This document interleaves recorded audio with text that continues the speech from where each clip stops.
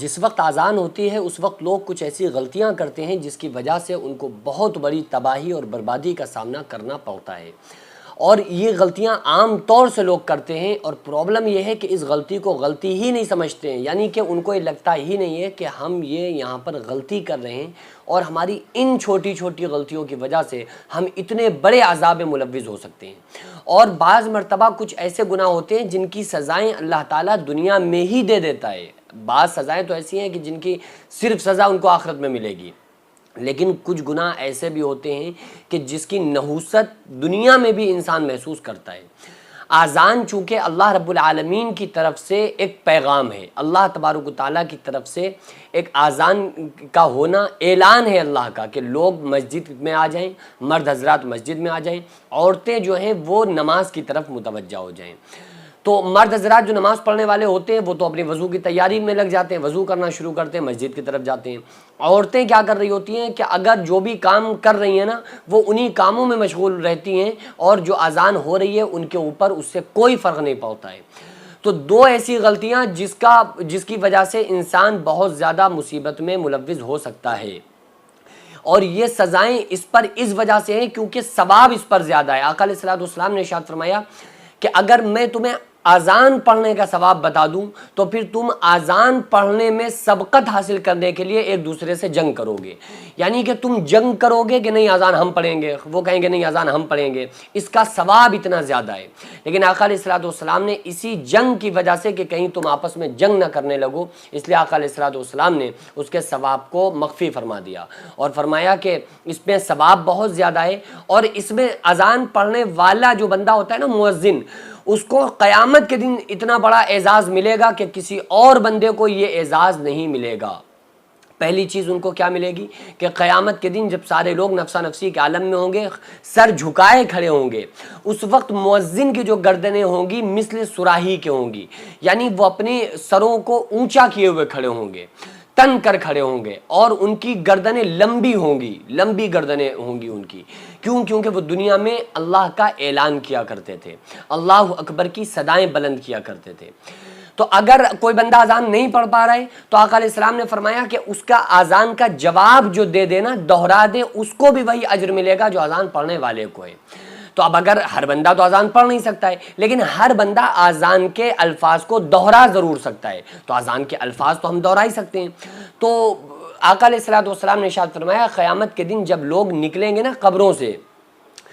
تو سارے لوگ برہنہ ہوں گے، ننگے ہوں گے، جسم پر کوئی کپڑا نہیں ہوگا، بغیر ختنے کے، ننگے بدن ننگے جسم اور ننگے پاؤں اللہ رب العالمین کی بارگاہ میں پیش ہوں گے۔ تو آقا علیہ الصلوۃ والسلام نے ارشاد فرمایا اللہ تعالیٰ سب سے پہلے انبیاء کو کپڑے پہنائے گا، نبیوں کو، اس کے بعد جو کپڑے پہنائے جائیں گے سب سے پہلے اللہ تبارک و تعالیٰ مؤذنین کو کپڑے پہنائے گا امت محمدیہ میں۔ تو امتیوں میں جو سب سے پہلے کپڑے پہنائے جائیں گے وہ مؤذنین کو پہنائے جائیں گے، یعنی وہ اذان پڑھنے والے لوگ جو اللہ اکبر کی صدائیں بلند کرتے ہیں۔ تو اس لیے اذان کا پڑھنا اتنا بڑا ثواب ہے، تو اب وہی ثواب اگر آپ پانا چاہتے ہیں تو پھر آپ اذان کو دہرائیں۔ یہ بہت بڑا گناہ ہے، بہت بڑا ظلم ہے کہ اذان ہو رہی ہے اور ہم دنیا کی باتوں میں ملوث ہیں۔ ہاں ایسا تو ہو سکتا ہے کہ ہم مثلاً ایک محلے میں، جس محلے میں آپ رہتے ہیں اس میں ایک مسجد ہے، وہاں کی اذان کی آواز آپ کے کانوں میں پڑ رہی ہے، لیکن دوسرے مسجد کی جو اذان ہو رہی ہے وہ بھی آپ کے کانوں میں آ رہی ہے، یعنی کہ دسیوں جگہ سے اگر آواز آ رہی ہے اذان کی تو آپ کے اوپر لازم یہ ہے کہ جو آپ کے محلے کی مسجد ہے وہاں جب اذان ہو تو آپ اس کا جواب دیں۔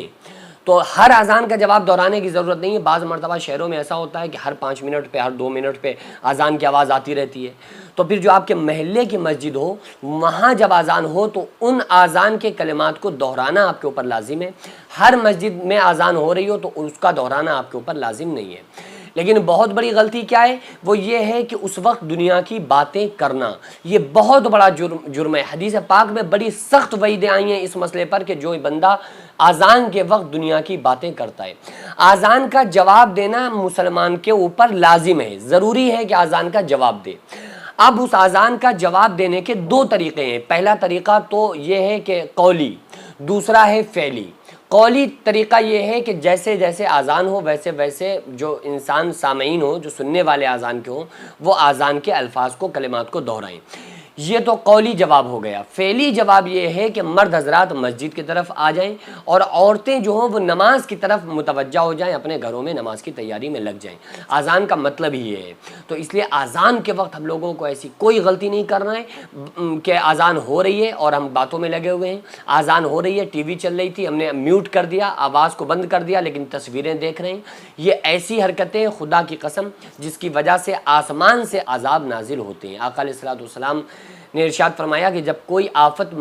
اترتی ہے نا آسمان سے زمین والوں کے لیے، جب کوئی آفت اترتی ہے، عذاب اترتا ہے، تو اللہ کی جو مسجدوں کو آباد کرنے والے لوگ ہوتے ہیں عذاب ان سے ہٹ جاتا ہے۔ اور جب بندہ اذان کا جواب نہیں دے گا، یعنی مسجد کی طرف نہیں آئے گا، فعلی طرح سے جواب نہیں دے گا، تو ظاہر ہے کہ ان کے اوپر وہ عذاب اللہ تبارک و تعالیٰ کی طرف سے بھیجے ہوئے مبعوث کیے ہوئے عذاب میں وہ ملوث ہو جائے گا اور اللہ کے عذاب آ کر اس بندے کو پکڑ لے گا۔ تو اس لیے ہم لوگوں کو چاہیے کہ قولی بھی اذان کا جواب دیں، فعلی بھی جواب دیں اور مسجدوں کی طرف آ جائیں۔ عورتوں کو چاہیے کہ اپنے گھروں میں ہی نماز کی طرف متوجہ ہو جائیں۔